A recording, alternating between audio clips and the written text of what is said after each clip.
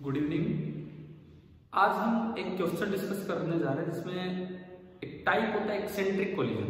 Eccentric collision मैं एक बार लिखूं बोर्ड में क्या होता है। एक्सेंट्रिक कोलिजन का मतलब है कि टक्कर के बाद कोई एक चीज रोटेट करने की तरफ जाना चाहेगी एंड कोई string constraint, road constraint, rigid कोई भी कंस्ट्रेंट उस पर लगा होगा, इस तरह का कुछ। तो ये क्वेश्चन हम डिस्कस करने जा रहे हैं। एक डिस्क आपको दी गई है और डिस्क का जो मास है that is 2m। Mass of the disc is 2m and it is uniform. Now the radius of the disc is L/2। इस डिस्क का जो रेडियस हमें दिया गया है वो है L/2। इस डिस्क के साथ एक रस्सी बंधी हुई है, मासलेस रोप, और इसके साथ एक पार्टिकल बंधा हुआ है और उस पार्टिकल का मास है m और रस्सी की जो लंबाई है वो है l। पार्टिकल का मास m है एंड रोप की जो लेंथ है दैट इज l। अब आपको इसमें ये दिया गया है कि पीछे एक और पार्टिकल आ रहा है ऑफ सेम मास m, एक और पार्टिकल एक सेम मास m का ट्रैवल करके आ रहा है और उसकी जो स्पीड है that is v0। v0 velocity से आके इसके टक्कर मारता है एंड यहां जो कोलिजन हुआ है दैट इज इलास्टिक कोलिजन।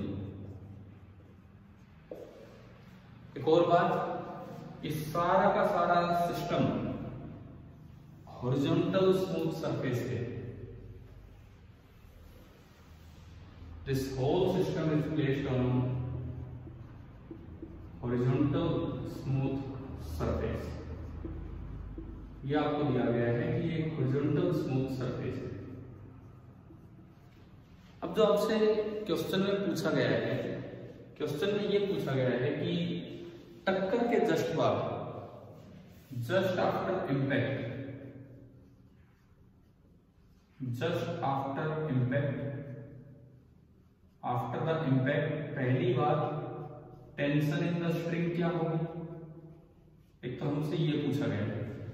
दूसरी बात एक्सेलरेशन ऑफ डिस्क सेंटर क्या होगा, डिस्क के सेंटर की एक्सेलरेशन क्या होगी। ये दो बातें हमें इसमें बतानी है, डिस्क के सेंटर की एक्सेलरेशन और ये। अब देखो इसका जो तरीका है, जो करने का हमारा तरीका होना चाहिए, क्या होना चाहिए वो उस पर हम नजर डालें। सबसे पहली बात, कोलिजन इलास्टिक है, मास सेम है तो वेलोसिटीज विल गेट इंटरचेंज। और कोई सोचे रस्सी बंधी है तो उससे ना वेलोसिटी इंटरचेंज बिल्कुल होगी। ये रोप, अभी ये रोप लूज है, टक्कर के बाद ये टाइट होगी और इसका जो असर आएगा वो एकदम से इस पे उस डायरेक्शन में आना है, तो इस डायरेक्शन में उसका कोई असर नहीं आने वाला है। तो जस्ट आफ्टर इम्पैक्ट क्या होगा, ये जो बॉल है, रेड वाली बॉल, ये चलना स्टार्ट कर देगी with the same velocity v0 and ये वाली जो बॉल है ये आपकी किस पे आ जाएगी, रेस्ट पे। इलास्टिक कोलिजन की प्रॉपर्टी होती है, उसका हमने डायरेक्ट यूज किया। लेकिन एकदम से रस्सी टाइट हो तो इस पे ऊपर लगेगा टेंशन T एंड जो डिस्क है, डिस्क पे नीचे लगेगी टेंशन T। देखो mg नॉर्मल इनका कोई रोल नहीं है, वो वर्टिकल फोर्सेज है और हमारे डायग्राम में हॉरिजॉन्टल प्लेन में, तो mg नॉर्मल इस जैसी चीज का कोई रोल नहीं है। टेंशन इस पे ऊपर, इस पे नीचे। अच्छा, इस टेंशन की वजह से मान लो डिस्क में, डिस्क के सेंटर में एक एक्सीलरेशन नीचे आई a और टेंशन का जो टॉर्क बनेगा उसके कारण एक एंगुलर एक्सीलरेशन आ गई कितनी, अल्फा। हम नहीं बोल रहे हैं बराबर अल्फा ना, कुछ नहीं, ऐसा कोई ये रोलिंग थोड़ी है, प्योर रोलिंग थोड़ी है, जो भी है ये हुआ इस टेंशन के कारण, इसमें एक एक्सीलरेशन आया और साथ में एक अल्फा है। तो हमारा स्टेप फर्स्ट ये होना चाहिए, स्टेप फर्स्ट वो नॉर्मल स्टेप है कि फाइंड ए एंड अल्फा। ये नॉर्मल स्टेप है। तो ए कैसे निकलेगा, Newton's law second on disc, vertical direction ही है, हॉरिजॉन्टल है, कोई mg नहीं है। जितना भी फोर्स इस पे लग रहा है एक्सटर्नल, सारा समेट के सेंटर पे लगा दो, t बराबर है। तो इस पे जो फोर्स लगा है वो केवल और केवल T लगा है डिस्क के सेंटर पे हमने फोर्स लगाया T, डिस्क का मास है 2m और डिस्क की एक्सेलरेशन है a, this implies T is equal to 2m into a, और you can say you will get a is equal to T by 2m। हमें जब जरूरत होगी हम आगे यूज करेंगे। ये हमारी पहली इक्वेशन बनी। दूसरा काम अल्फा निकालना है, तो use tau is equal to I into alpha about centre. ये सेंटर दिया मैंने, C के अबाउट लगाया। देखो mg वहां से, नॉर्मल वहां से, सबके टॉर्क जीरो, ओनली टॉर्क जो है वो केवल और केवल टेंशन का होगा। तो जो टॉर्क लगेगा that is P into this perpendicular distance, and this perpendicular distance is the radius which is L/2, that is equal to I into alpha, where I is the moment of inertia. तो T into L/2 is equal to I। Now the disc moment of inertia is mass of the disc into radius of the disk square divided by 2. About the central axis, the moment of inertia of the disk is mass into radius square divided by 2 and into alpha. अगर हम इसको simplify करें, ये नीचे बनेगा L square. हम इसको देखते हैं यहाँ से, तो यहाँ से देखिए in terms of T, in terms of T जो अल्फा निकल के आएगा, एक 2 से एक 2 गया, 1/4, एक 2 यहाँ है, 1/2 बचेगा, एक L से एक L भी गया, तो ये 2 पर गया, 2t अपॉन ml। अल्फा निकल के आया यहाँ से 2 into T upon m into l। ये इस तरह का कुछ निकल के आया। This is our equation number 2। देखो ये हर बच्चे के लिए नॉर्मल स्टेप था, कोई बहुत मुश्किल स्टेप नहीं था, लेकिन जो अगला जो स्टेप है ना वो थोड़ा सा ढंग से हमें अप्लाई करना आना चाहिए। क्या है वो अगला स्टेप, उसकी तरफ हम देखें। अब मैं पार्टिकल को देखूंगा, ये तो मैंने डिस्क को देख के डिस्क का ए और अल्फा निकाल दिया। अब आता है हमारा थोड़ा अच्छा step, step second, step number second. Observe the particle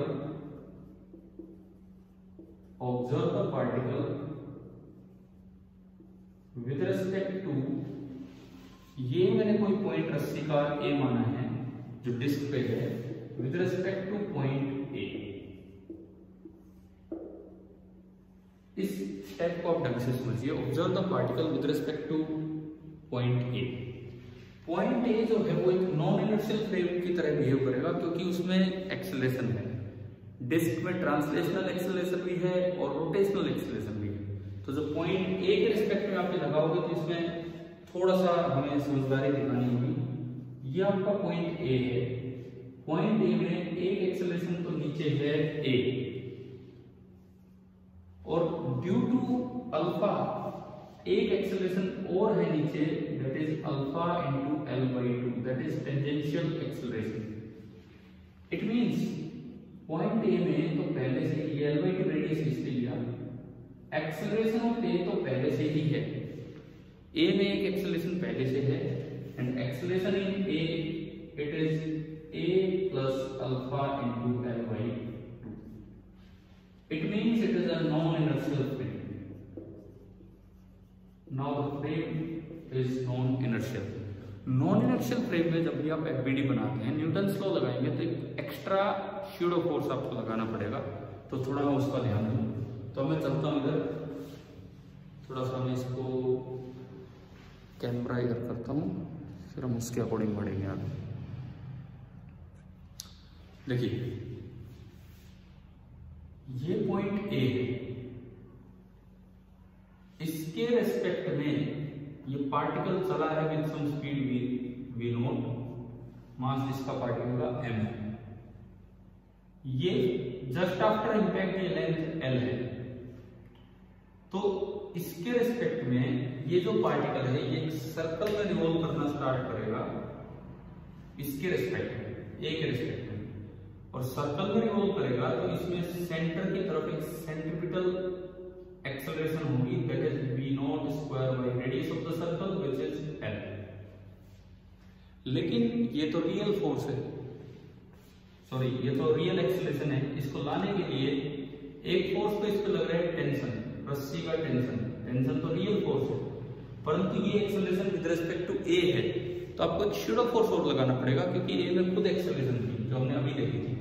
जो पॉइंट ए था वो नीचे एक्सेलरेट कर रहा था with an acceleration alpha A plus alpha L by to, A plus alpha L by to. इसका मतलब हमें एक एक्स्ट्रा शूडो फोर्स मानना पड़ेगा ऑन पार्टिकल एम, एक एक्स्ट्रा शूडो फोर्स मानना पड़ेगा ऑन पार्टिकल एम। मैं लेंथ एल हटा रहा हूं, ये हमें समझ आ ही चुका है। And this is F P, P stands for pseudo, F P. Pseudo force ऊपर क्यों लिया? क्योंकि एक एक्सेलरेशन इधर थी, ये ऊपर नीचे नहीं है, वर्टिकल प्लेन नहीं है, लेकिन अभी जैसे बोर्ड पे दिख रहा है ये ए इधर था, तो शूडो फोर्स पार्टिकल पे लगाना होता है। किधर लगाना होता है? Opposite to the direction of acceleration of frame. कितना लगाना होता है? Mass of the particle into acceleration of frame. तो जो एफ शूडो बना, F pseudo that is mass of the particle, this is M into acceleration of observer A, यानी कि F pseudo आपका आया M into A plus alpha L by two, ये निकल गया। अब अगर मैं पार्टिकल पे न्यूटन्स लॉ सेकंड लगाऊं सेंट्रीपिटल डायरेक्शन में ऑन पार्टिकल, तो इसमें ना दो दो फोर्स हो गए, एक तो रियल फोर्स टेंशन और एक फिक्सिशियस शूडो फोर्स एफ पी। तो जो इक्वेशन बनेगी वो बनेगी T plus F P is equal to mass of the particle into centripetal acceleration, and which is v naught square by l। इस टाइप की खासियत ये है कि यहाँ बच्चे अक्सर ये गलती कर जाते हैं कि इसके रेस्पेक्ट में सर्कल में चला है तो उसकी एक्सेलरेशन देख के पहले शूडो वगैरह डिटरमाइन करना होगा, ये अक्सर भूल जाते हैं, जहाँ गलती हो जाती है। चलो अब तो हमारे पास 3 इक्वेशंस आ चुकी हैं, 2 मैंने शुरू में लिखी थी आपके लिए और तीसरी ये शूडो वाली इक्वेशन। शूडो वाली मैं एक बार यहाँ लिखता हूँ, T plus F P that is equal to M into V naught square by L. अब हमारा अगला काम होना चाहिए इक्वेशन नंबर 1, 2 एंड 3 को सोल्व करना।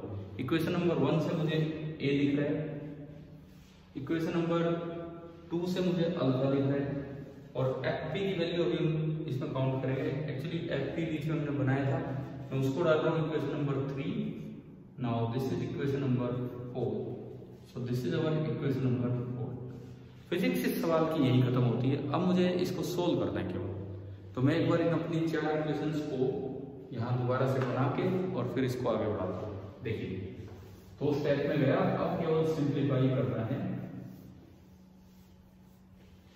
मिटा दिया मैंने उसे। पहली इक्वेशन थी a is equal to T by 2m, this was our equation number 1।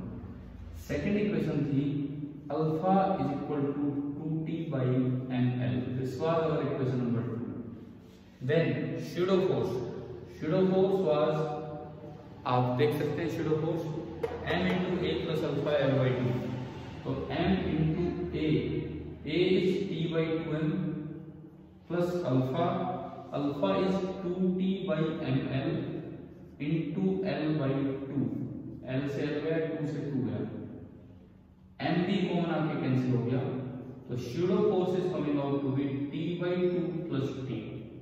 It means pseudo force is 3t by 2, pseudo force is 3t by 2।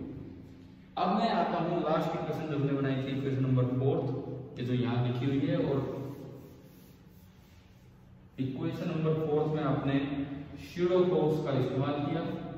सो ये आपका बना t प्लस शूडो की जगह 3t by 2 that is equal to m into V naught square by l। LCM लिया 2 3 5, 5 by 2t that is equal to m into V naught square by l। यहां से आप t ला पा रहे हैं, तो जो टेंशन जस्ट आफ्टर इंपैक्ट निकल के आ रही है that is 2 by 5 m v not square by l। इस क्वेश्चन में हमें 2 चीजें निकालनी थी, जिसमें एक थी टेंशन, वो आपकी आ गई 2 by 5 m v not square by l। अब दूसरी चीज acceleration of centre of gravity a, तो पुट इन इक्वेशन नंबर 1 आ जाएगा तुरंत। आप इसको इक्वेशन नंबर 1 में पुट कीजिए, तो ये देखिए आप एक्सेलरेशन क्या आ रहा है, इक्वेशन नंबर 1 में पुट करते ही t की value 2/5 m v0 square by l, ये तो t हो गया, divided by 2m cancel out, और जो एक्सेलरेशन यहाँ से निकल के आई, हमने इसको हटा दिया, आपने देख लिया था पहले, जो एक्सेलरेशन यहाँ से निकल के आई, acceleration of centre of disc, it is coming out to be m v0 square by 5l। ये टेंशन का आंसर, ये एक्सेलरेशन का आंसर, अल्फा पूछे अल्फा का आ जाएगा। तो मुझे लगता है कि क्वेश्चन आपको आई गया है समझ। सबसे मेन बात जो इसमें थी, step second, first step normal था, स्टेप सेकंड सबसे इंपॉर्टेंट था, बिकॉज वहां बच्चा गलती कर जाता है, एक ही एक्सेलरेशन लेना भूल जाता है, क्योंकि ये जो सर्कल स्टार्ट करेगा एक रिस्पेक्ट में करेगा और ए पॉइंट खुद एक्सेलरेटेड है, तो उस बात का हमें बड़ा ध्यान रखना चाहिए। Thank you.